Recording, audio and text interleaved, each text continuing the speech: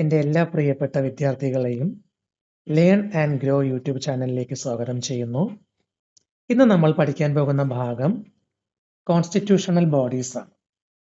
Constitutional ബോഡീസിൽ കേന്ദ്ര തിരഞ്ഞെടുപ്പ് കമ്മീഷനെ കുറിച്ചും സംസ്ഥാന തിരഞ്ഞെടുപ്പ് കമ്മീഷനെ കുറിച്ചുമാണ് നമ്മളിന്ന് ചർച്ച ചെയ്യുന്നത്. വിവിധ മത്സര പരീക്ഷകളിൽ കോൺസ്റ്റിറ്റ്യൂഷണൽ ബോഡീസിൽ നിന്നും ചോദ്യങ്ങൾ വരാറുണ്ട്. സോ നമ്മൾ ഈ ഭാഗം വളരെ വിശദമായി മനസ്സിലാക്കണം. മത്സര പരീക്ഷകൾക്ക് പങ്കെടുക്കുന്ന തുടക്കക്കാരെ ഉദ്ദേശിച്ചിട്ടുള്ളതാണ് ക്ലാസ്സുകളെല്ലാം തന്നെ. അപ്പോൾ ഭരണഘടനാ സ്ഥാപനങ്ങൾ അഥവാ കോൺസ്റ്റിറ്റ്യൂഷണൽ ബോഡീസ് എന്താണ് എന്ന് നമ്മൾ മനസ്സിലാക്കണം.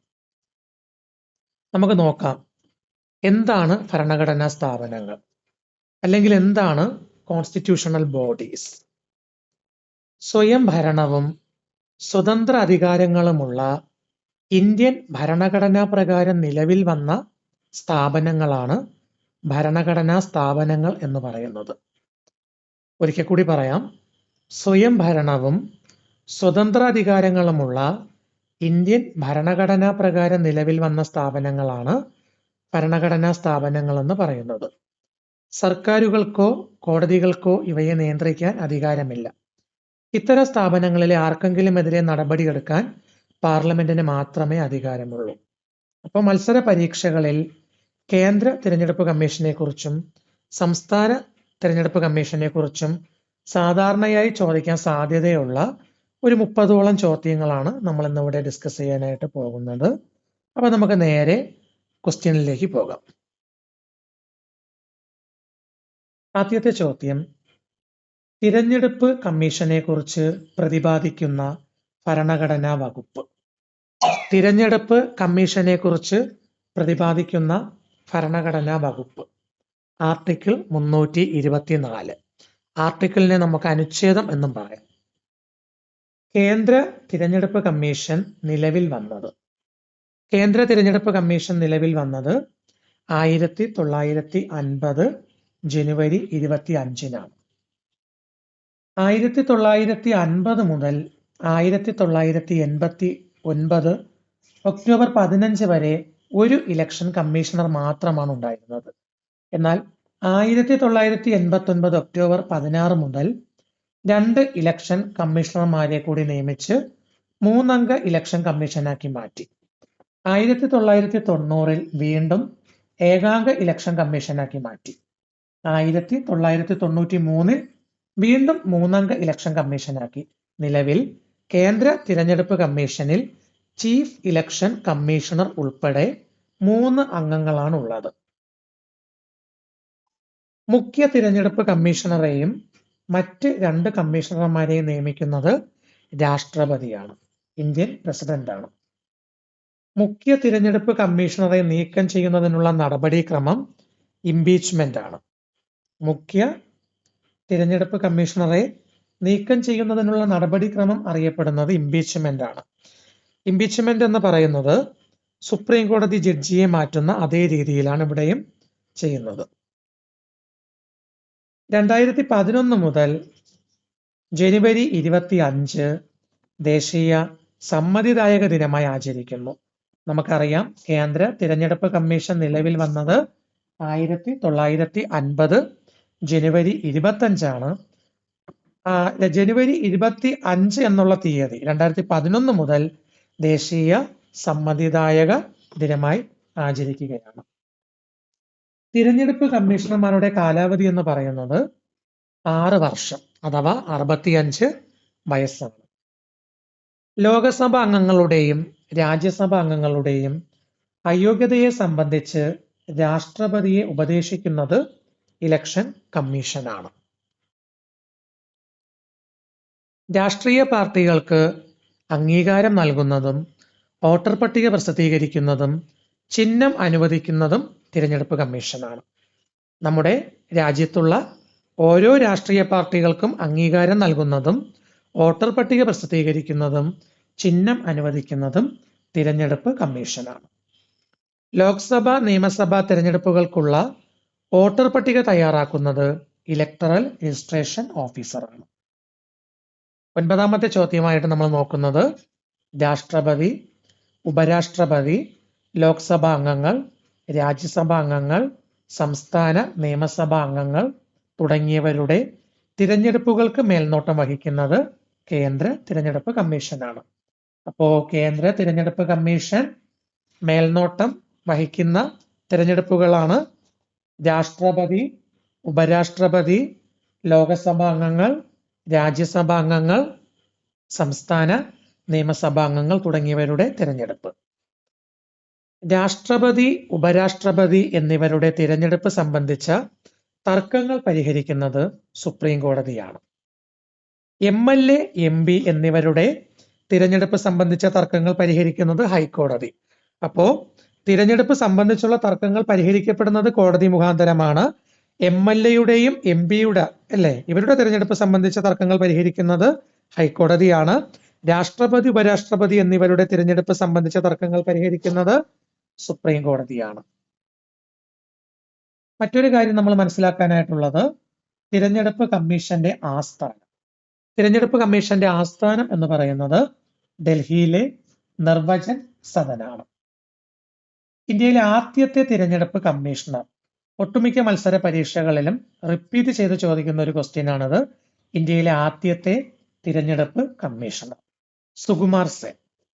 മുഖ്യ തിരഞ്ഞെടുപ്പ് കമ്മീഷണറായ ഏക വനിത VS രമാദേവി. ഏറ്റവും കൂടുതൽ കാലം കേന്ദ്ര തിരഞ്ഞെടുപ്പ് കമ്മീഷണറായിരുന്നത് KVK സുന്ദരം. ഒരിക്കൽ കൂടെ നോക്കൂ, ഇന്ത്യയിലെ ആദ്യത്തെ തിരഞ്ഞെടുപ്പ് കമ്മീഷണർ എന്ന് പറയുന്നത്, അപ്പോൾ ഒരിക്കൽ കൂടെ നോക്കാം, എന്താണ്? മുഖ്യ തിരഞ്ഞെടുപ്പ് കമ്മീഷണറായ ഏക വനിത VS രമാദേവിയാണ്. ഇന്ത്യയിലെ ആദ്യത്തെ തിരഞ്ഞെടുപ്പ് കമ്മീഷണർ സുകുമാർ സെൻ ആണ്. ഏറ്റവും കൂടുതൽ കാലം കേന്ദ്ര തിരഞ്ഞെടുപ്പ് കമ്മീഷണറായിരുന്നത് KVK സുന്ദരമാണ്. അപ്പൊ നമുക്കൊരു സംശയം വരാം, മുഖ്യ തിരഞ്ഞെടുപ്പ് കമ്മീഷണറായ ഏക വനിത എന്ന് പറഞ്ഞ VS രമാദേവിനെ നമ്മൾ നോക്കി. ഏറ്റവും കൂടുതൽ കാലം കേന്ദ്ര തിരഞ്ഞെടുപ്പ് കമ്മീഷണറായിരുന്നത് KVK സുന്ദരം. അങ്ങനെയാണെങ്കിൽ വളരെ കുറച്ചു കാലം, അല്ലെങ്കിൽ ഏറ്റവും കുറച്ചു കാലം കേന്ദ്ര തിരഞ്ഞെടുപ്പ് കമ്മീഷണറായിട്ടിരുന്നത് VS രമാദേവി തന്നെയാണ്. ഏക വനിത എന്ന് നമ്മൾ ഡിസ്കസ് ചെയ്തല്ലോ. VS രമാദേവി തന്നെയാണ് ഏറ്റവും കുറച്ചു കാലം കേന്ദ്ര തിരഞ്ഞെടുപ്പ് കമ്മീഷണറായി ഇരുന്നത്. സാർവത്രിക പ്രായപൂർത്തി വോട്ടവകാശത്തെക്കുറിച്ച് പ്രതിപാദിക്കുന്ന ഭരണഘടനാ വകുപ്പ്. സാർവത്രിക പ്രായപൂർത്തി വോട്ടവകാശത്തെക്കുറിച്ച് പ്രതിപാദിക്കുന്ന ഭരണഘടനാ വകുപ്പ് അനുച്ഛേദം 326. എന്താണ് സാർവത്രിക പ്രായപൂർത്തി വോട്ടവകാശം എന്നൊരു സംശയം നമുക്ക് ഈ ഒരു ക്വസ്റ്റ്യൻ നോക്കുമ്പോൾ ഉണ്ടായി വരാം. സാർവത്രിക പ്രായപൂർത്തി വോട്ടവകാശം അഥവാ യൂണിവേഴ്സൽ അഡൽട്ട് ഫ്രാഞ്ചൈസ് എന്ന് പറയുന്നത് എന്താണ്? ഈ ഒരു സാർവത്രിക പ്രായപൂർത്തി വോട്ടവകാശം അനുസരിച്ചാണ് ലോകസഭയിലേക്കും സംസ്ഥാന അസംബ്ലിയിലേക്കുമുള്ള തിരഞ്ഞെടുപ്പ് നടത്തുന്നത്. അതായത് 18 വയസ്സ് ആകണം, അല്ലെ? എന്നാൽ മാത്രമേ നമുക്ക് വോട്ട് ചെയ്യാനായി കഴിയുകയുള്ളൂ. വോട്ടിംഗ് പ്രായം 21-ൽ നിന്ന് 18 കുറച്ച വർഷം. അപ്പൊ നമുക്കറിയാം, ആദ്യ വോട്ടിങ്ങിന്റെ പ്രായം എത്രയായിരുന്നു? 21 വയസ്സായിരുന്നു. ആ 21 വയസ്സ് 18 ആക്കി കുറച്ച വർഷം എന്ന് പറയുന്നത് 1989 ആണ്. വോട്ടിംഗ് പ്രായം 18 ആക്കിയ ഭരണഘടനാ ഭേദഗതിയുണ്ട്. അപ്പൊ ഒരു കോൺസ്റ്റിറ്റ്യൂഷൻ അമെന്റ്മെന്റ് കാരണമാണ് 21-ൽ നിന്നും 18-ലേക്ക് വോട്ടവകാശം അല്ലെങ്കിൽ വോട്ടിങ്ങിന്റെ പ്രായം കുറയ്ക്കുന്നത്. അത് 1988-ലെ 61-ാം ഭേദഗതി പ്രകാരമാണ്. 1989-ൽ വോട്ടിംഗ് പ്രായം 21-ൽ നിന്നും 18 ആക്കി കുറച്ചു. വോട്ടിംഗ് പ്രായം 18 ആക്കി കുറച്ച സമയത്ത് നമ്മുടെ പ്രധാനമന്ത്രി ആരെന്ന് ചോദിച്ചാൽ ഓർത്തോളൂ, രാജീവ് ഗാന്ധി ആയിരുന്നു. കേന്ദ്ര തിരഞ്ഞെടുപ്പ് കമ്മീഷണറായ ആദ്യ മലയാളി TN ശേഷനാണ്. അതുപോലെ തന്നെ TN ശേഷന് രമൺ മാഗ്സസെ പുരസ്കാരം നേടിയിട്ടുള്ള ഇലക്ഷൻ കമ്മീഷണർ കൂടിയാണ് TN ശേഷൻ. നിലവിലെ മുഖ്യ തിരഞ്ഞെടുപ്പ് കമ്മീഷണർ ആരാണെന്നുള്ളതും കൂടെ നമ്മളൊന്ന് മനസ്സിലാക്കിയിരിക്കണം. നമ്മുടെ നിലവിലത്തെ മുഖ്യ തിരഞ്ഞെടുപ്പ് കമ്മീഷണർ എന്ന് പറയുന്നത് ശ്രീ രാജീവ് കുമാർ ആണ്. ഓക്കെ, നിലവിലെ മുഖ്യ തിരഞ്ഞെടുപ്പ് കമ്മീഷണർ എന്ന് പറയുന്നത് ശ്രീ രാജീവ് കുമാർ ആണ്. നമ്മൾ കേന്ദ്ര തിരഞ്ഞെടുപ്പ് കമ്മീഷനെ കുറിച്ച് പഠിച്ച സമയത്ത് പറഞ്ഞു മുഖ്യ തിരഞ്ഞെടുപ്പ് കമ്മീഷണറെ കൂടാതെ 2 കമ്മീഷണർമാർ കൂടി ഉണ്ടാകുമെന്ന് പഠിച്ചിരുന്നു. അപ്പോൾ മുഖ്യ തിരഞ്ഞെടുപ്പ് കമ്മീഷണർ നിലവിലത്തെ ശ്രീ രാജീവ് കുമാറാണ്. മറ്റ് 2 കമ്മീഷണർമാരെന്ന് പറയുന്നത് ഒന്ന് ശ്രീ ഗ്യാനേഷ് കുമാറും മറ്റൊന്ന് ഡോക്ടർ സുഖ്ബീർ സിംഗ് സന്ധുവുമാണ്. ഓക്കെ, അത് ക്ലിയർ ആണെന്ന് വിചാരിക്കുന്നു.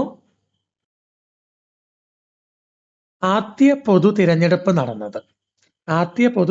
നടന്നത് 1951 ഒക്ടോബർ 25 മുതൽ 1952 ഫെബ്രുവരി 21 വരെയാണ്. ആദ്യ പൊതു തിരഞ്ഞെടുപ്പ് നടന്ന സ്ഥലം ഹിമാചൽ പ്രദേശിലെ ചിനി താലൂക്കിലാണ്. സ്വതന്ത്ര ഇന്ത്യയിലെ ആദ്യ വോട്ടർ. ഈ ഒരു ചോദ്യം ഒട്ടുമിക്ക പരീക്ഷകളിലും നമ്മൾ കാണുന്ന ഒരു ചോദ്യമാണ്. സ്വതന്ത്ര ഇന്ത്യയിലെ ആദ്യ വോട്ടർ ആരാണെന്നുള്ളത്. ശ്യാം ശരൺ നേഗിയാണ് സ്വതന്ത്ര ഇന്ത്യയിലെ ആദ്യ വോട്ടർ. ഒന്നാം ലോക്സഭയിൽ തിരഞ്ഞെടുപ്പ് നടന്ന സീറ്റുകളുടെ എണ്ണം. 489 ആണ്. 489 സീറ്റുകളാണ് ഒന്നാം ലോക്സഭയിൽ തിരഞ്ഞെടുപ്പ് നടന്ന സീറ്റുകളുടെ എണ്ണം. അതിൽ 364 സീറ്റ് നേടിക്കൊണ്ട് അധികാരത്തിൽ വന്ന പാർട്ടിയാണ് ഇന്ത്യൻ നാഷണൽ കോൺഗ്രസ്. അടുത്ത ഒരു ക്വസ്റ്റ്യൻ, പഞ്ചായത്ത് തിരഞ്ഞെടുപ്പുകൾക്ക് മേൽനോട്ടം വഹിക്കുന്നത്. സംസ്ഥാന തിരഞ്ഞെടുപ്പ് കമ്മീഷനാണ് പഞ്ചായത്ത് തിരഞ്ഞെടുപ്പുകൾക്ക് മേൽനോട്ടം വഹിക്കുന്നത്. സംസ്ഥാന തിരഞ്ഞെടുപ്പ് കമ്മീഷണറെ നീക്കം ചെയ്യുന്ന നടപടിക്രമം ഇംപീച്ച്മെന്റ്. നമ്മൾ നേരത്തെ നോക്കിയായിരുന്നു. കേന്ദ്ര തിരഞ്ഞെടുപ്പ് കമ്മീഷണറെ നീക്കം ചെയ്യുന്ന നടപടിക്രമം ഇംപീച്ച്മെന്റ് ആണ്. ആ ഇംപീച്ച്മെന്റ് എന്ന് പറയുന്നത് സുപ്രീം കോടതിയുടെ ജഡ്ജിയെ ഇംപീച്ച് ചെയ്യുന്ന അതേ ഒരു നടപടിക്രമമെന്ന് നമ്മൾ മനസ്സിലാക്കി. ഇവിടെ നമ്മൾ വരുമ്പോൾ ഇംപീച്ച്മെന്റ് പഠിക്കുമ്പോൾ കേന്ദ്ര തിരഞ്ഞെടുപ്പ് കമ്മീഷണറെ നീക്കം ചെയ്യുന്ന നടപടിക്രമം നമ്മൾ മനസ്സിലാക്കി. അതുപോലെ സംസ്ഥാന തിരഞ്ഞെടുപ്പ് കമ്മീഷണറെ നീക്കം ചെയ്യുന്ന നടപടിക്രമം ഇംപീച്ച്മെന്റ് എന്നറിയപ്പെടുന്നു. ഹൈക്കോടതി ജഡ്ജിയെ മാറ്റുന്ന അതേ രീതിയിലാണ് ഇവിടെ ഇംപീച്ച്മെന്റ് ചെയ്യപ്പെടുന്നത്. സംസ്ഥാന തിരഞ്ഞെടുപ്പ് കമ്മീഷണറുടെ കാലാവധി 5 വർഷം അല്ലെങ്കിൽ 65 വയസ്സ്. ഒരു സ്ഥാനാർത്ഥിക്ക് പരമാവധി എത്ര മണ്ഡലങ്ങളിൽ നിന്ന് മത്സരിക്കാൻ കഴിയും? 2 മണ്ഡലങ്ങളിൽ നിന്നും ഒരു സ്ഥാനാർത്ഥിക്ക് പരമാവധി മത്സരിക്കാനായിട്ട് കഴിയും. സ്ഥാനാർത്ഥികൾ നാമനിർദ്ദേശ പത്രിക സമർപ്പിക്കുന്നത് ആരുടെ മുമ്പാകെയാണ്? റിട്ടേണിംഗ് ഓഫീസർ മുമ്പാകെയാണ് സ്ഥാനാർത്ഥികൾ നാമനിർദ്ദേശ പത്രിക സമർപ്പിക്കുന്നത്. ഒരു പോളിംഗ് ബൂത്തിന്റെ ചുമതലയുള്ള ഉദ്യോഗസ്ഥൻ അറിയപ്പെടുന്നത് പ്രിസൈഡിംഗ് ഓഫീസർ എന്നാണ് അറിയപ്പെടുന്നത്. നമുക്കറിയാം 73-74 ഭരണഘടനാ ഭേദഗതിക്ക് ശേഷമാണ് സംസ്ഥാന തിരഞ്ഞെടുപ്പ് കമ്മീഷൻ രൂപീകരിച്ചത്. ഭരണഘടനയുടെ ആർട്ടിക്കിൾ 243K പ്രകാരമാണ് സംസ്ഥാന തിരഞ്ഞെടുപ്പ് കമ്മീഷൻ രൂപീകരിച്ചത്. ആർട്ടിക്കിൾ 324 പ്രകാരം ഇന്ത്യൻ തിരഞ്ഞെടുപ്പ് കമ്മീഷൻ രൂപീകരിക്കുന്നതിന് സമാനമായാണ് നമ്മുടെ സംസ്ഥാന തിരഞ്ഞെടുപ്പ് കമ്മീഷൻ രൂപീകരിച്ചിട്ടുള്ളത്. സോ നമ്മളിപ്പോ കേന്ദ്ര തിരഞ്ഞെടുപ്പ് കമ്മീഷനെ കുറിച്ചും സംസ്ഥാന തിരഞ്ഞെടുപ്പ് കമ്മീഷനെ കുറിച്ചുമുള്ള കുറച്ച് കാര്യങ്ങളാണ് ഡിസ്കസ് ചെയ്തത്. അടുത്ത ഒരു ക്ലാസ്സിൽ പബ്ലിക് സർവീസ് കമ്മീഷനെ കുറിച്ചും ധനകാര്യ കമ്മീഷനെ കുറിച്ചും ഒക്കെയുള്ള വിശദാംശങ്ങളുമായി നമുക്ക് വീണ്ടും കാണാം. സോ എല്ലാവരും ഈ ഒരു വീഡിയോ കാണുക, നിങ്ങളുടെ അഭിപ്രായങ്ങൾ രേഖപ്പെടുത്തുക, മാക്സിമം സപ്പോർട്ട് ചെയ്യുക. Thank you so much.